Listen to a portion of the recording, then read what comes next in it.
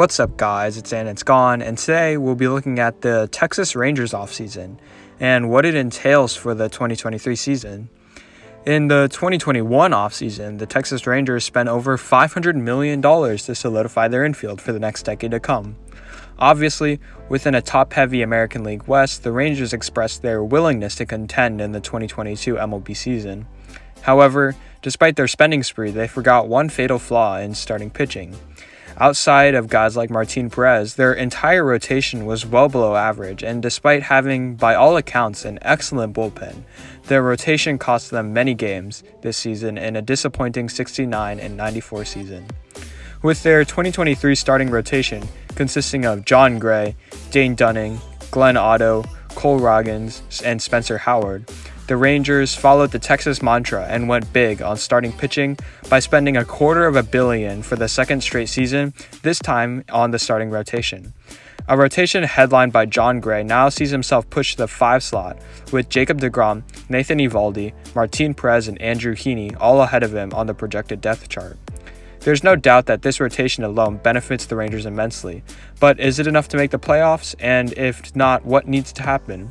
This video will go over the Rangers roster as well as potential sleeper candidates on this sleeper team. But before we get on to the video, could you guys please hit the like and subscribe button? Currently, only 3% of people who watch my videos are subscribed, so if y'all do, not only would it help me grow my channel, but it also encourages me to create more videos like this one for you guys. And without further ado, let's get on to the video. If the Rangers do make the playoffs, it will be led by their starting rotation. We know what deGrom can bring and his dominance on the mound over the last half-decade. He's the closest player in baseball today to NBA superstars like Giannis as a player who no matter how battered the team is or who the team is playing, they have a chance with deGrom on the mound. The only thing the Rangers need to happen is for him to stay healthy in order for deGrom to single-handedly lead them to 7 to 8 wins alone. Nathan Eovaldi was marred by injuries during the 2022 season, but still showed forms of his 2021 All-Star/Fringe Cy Young candidate season to be the team's ace and an excellent number 2 starter on the Rangers, with an ERA around 3.5 and excellent stuff. Martin Perez is a strike thrower with a breakout 2022 season who reunited with the Rangers on a qualifying offer and should see his numbers remain relatively similar, although don't expect another huge leap forward like a drop of 2 runs like what happened during the 2022 season. Andrew Heaney only started 14 games for the Dodgers last year, but still posted a 3.1 ERA and 3.7 FIP respectively. But in a pitcher-friendly ballpark like the Rangers, Heaney should be able to retain his numbers from last year. Lastly, Jon Gray as the last piece is an incredibly good deal as an average pitcher in the major leagues last year who can expect to maintain that status. Overall, this Rangers rotation has the star power and depth necessary of a playoff contender. However, one particularly scary notion when it comes considering the Rangers' pitching rotation in a good way is that the newcomers could get potentially better this season when it comes to the catcher receiving strikes. The Texas Rangers, led in large part by Jonah Heim, led the majors in pitches called for strikes outside of the zone with 662. 2022 ace and now middle of the rotation starter Martin Perez led the league in pitches called strikes outside of the zone himself with 120. Heim's framing runs saved of 9.1 is higher than National League Gold Glove winner JT Realmuto and is widely sustainable across multiple years and different teams with different pitching staffs.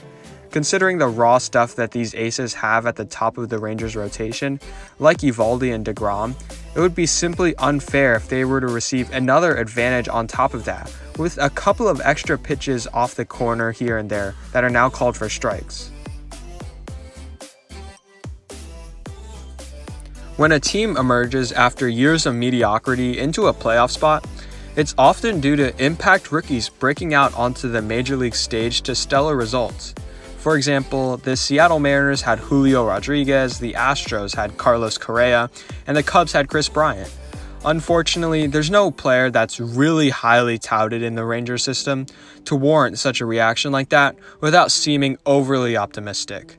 However, there are indeed 4 or 5 prospects who could reach the major league stage this year and help out the major league club. In fact, Over the past couple of drafts, the Rangers deliberately chose pieces that would be ready around this time. So now is the time that was planned for fans to expect a youth movement in Texas. The Rangers have invested heavily in their pitching rotation, not only in free agency, but in the draft as well. The crown jewel of that process has been right-handed pitcher Jack Leiter, and despite only being drafted 2 years ago in the 2021 MLB draft, has the chance to make the Major League roster sometime in 2023. Leiter's repertoire starts with his fastball that sits in the mid to high 90s with a high spin rate, making scouts claim that it's impossible to barrel up. He also has a curveball, slider, and changeup, all of which sit in the mid to low 80s and project to be above average pitchers in the major leagues.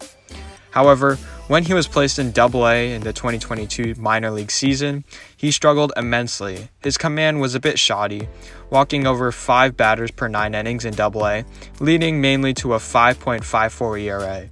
However, those numbers can be a little bit deceiving as he held opponents to a .246 batting average when they weren't getting walked, and struck out 109 batters in 92 innings, showing that the stuff is still there. If one of the Rangers pitchers were to get injured and Leiter improves his command in AAA, which is where he's going to begin the 2023 season, then he can be a mid-season call-up or possibly earlier. It may seem a bit far-fetched, but I believe that fellow Vanderbilt teammate Kumar Rocker could make the Major League squad sometime in 2023. At one point, Kumar Rocker was the prince that was promised for Major League Baseball, being the most dominant pitcher in all of college baseball between 2019 and 2021. However, concerns over his physical condition made him unsigned in the 2021 MLB draft, and he was then drafted by the Rangers in the first round of the 2022 MLB draft for well below slot value. Injuries aside, Kumar looked relatively healthy during his Arizona Fall League stint, with an effortless delivery that still generates some high velocity and wipeout stuff.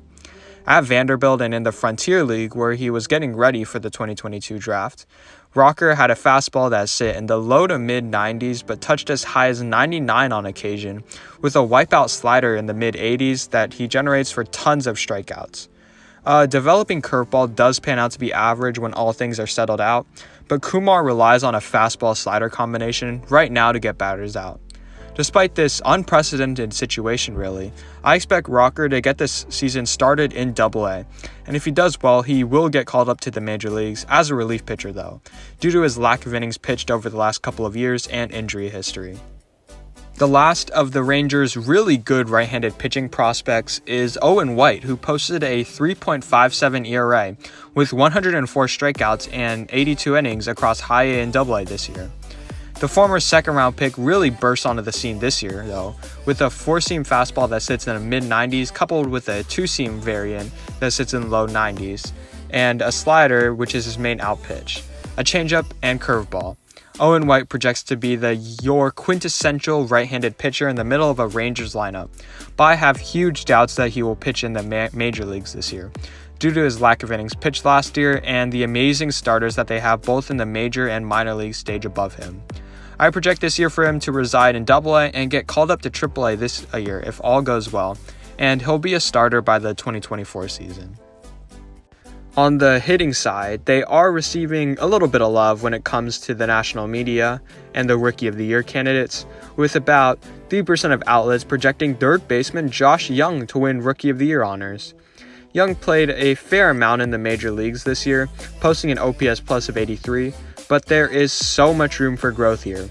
Young struck out 40% of the time in the major leagues, which is uncharacteristic of him given his minor league resume. During his minor league career, Young has been your prototypical middle-of-the-order bat, as a guy who does get on base a decent amount, but supplies a ton of raw power from him, slugging a career .538 in the minor leagues. With him being a third base position, which is currently his to lose, he has an entire offseason plus spring training plus a little bit of the beginning of the 2023 season to learn from his short stint in 2022 and hopefully post a Rookie of the Year season consisting of an OPS in the 800s, 25 to 30 home runs, and good defense to boot. The last player who can really make a big impact on the 2023 season is former first-round pick Justin Foscue. A second baseman slash utility infielder, Foscue played a full season at AA, consisting of 101 games, and hit very well there. With a .288 batting average, .367 on base percentage, and .483 slugging. Simply put, Foscue puts the ball in play, and to good results. He only had 66 strikeouts in 400 at-bats, and walks a decent amount, with 45 bases on balls in his AA stint. Offensively, his game synergizes perfectly with the Rangers' ballpark. He's not a really big home run hitter, as his power mostly translates into gaps, and given the Rangers' large outfield, I wouldn't be surprised if he's one of the leaders in BABIP when all is said and done. He's a below-average runner, which correlates to his fringy defense in the middle of the infield. However, with Corey Seager and Marcus Semien manning the middle of the infield, Foscue can take a bench piece for the 2023 season or be the primary DH for the squad, given a Mitch Garver injury or something. So, we all know that the pitching rotation is of caliber to make the playoffs, but what about the lineup? Unfortunately, the Rangers did not spend as much money on the lineup this year as they focused on the pitching rotation. However, this lineup is still incredibly balanced, filled with players signed from last season. Nathaniel Lowe's OPS plus of 141 is just shy of MVP candidates like Austin Riley, Julio Rodriguez, and Jose Ramirez, and can potentially be a calling card for years to come.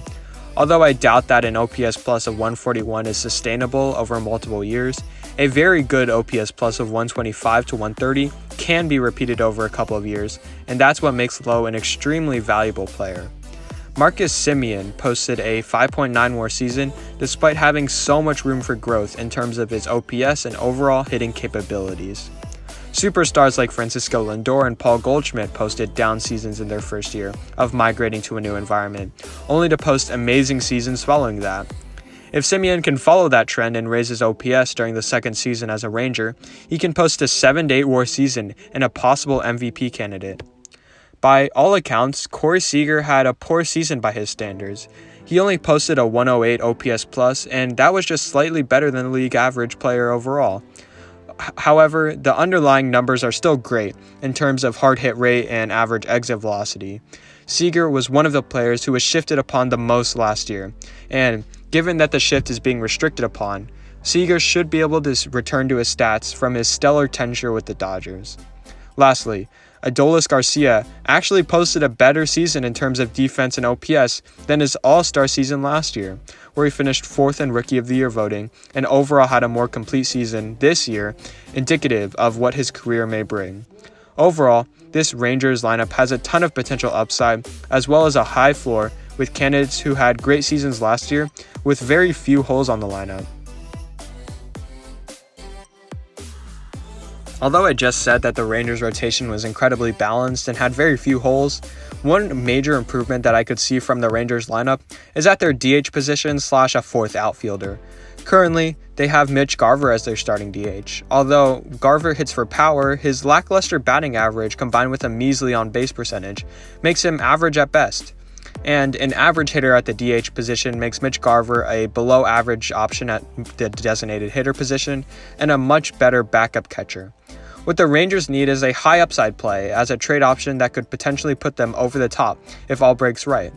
One of these would be to acquire Jarred Kelenic from the Seattle Mariners for pitchers Cody Bradford and Cole Winn. Given the amount of pitching depth both in the major and minor league systems, the Rangers can afford to part way with these two starters without too much long-term damage, while still offering an enticing enough package to the Mariners for Kelenic. Right now, Jarred Kelenic has been a 4A player for the Mariners so far, and it is in drastic need for a change of scenery. In 2021 and 2022, Kelenic posted a 72 and 55 OPS plus respectively. However, his former top prospect status as well as his stats posted in the minor leagues still show that he does have upside. And if Kelenic can post the numbers and power from his minor league career onto a major league stage, then the Rangers got themselves a steal and a potential DH / fourth outfielder for years to come. So, overall, what can Rangers fans expect from the 2023 season? The American League is incredibly top-heavy, so while I doubt that they challenge the Astros for the AL West crown, they can certainly snag one of those wildcard slots. Obviously, the pitching rotation is one of the best in baseball on paper, but we need to be able to see what happens given a change of scenery for some of these players, some of which have only pitched for one team in their entire career. Furthermore, with career years from Nathaniel Lowe and Adolis Garcia, we may see some regression during the 2023 season. However, on paper, this team is really good and definitely in the race for a playoff. If you enjoyed, please like, share, and subscribe, and comment down below new video ideas. If you're able to stick this far into the video, that means you must have enjoyed it. So why don't you hit the subscribe button, and also comment down below maybe like a team that you want me to do like an off-season review on, or like a season review. As the season begins to like ramp up and we go to spring training, I'll start making some fantasy baseball videos. But if you have any other ideas, let me know in the comments down below, and I'll see you guys in the next one.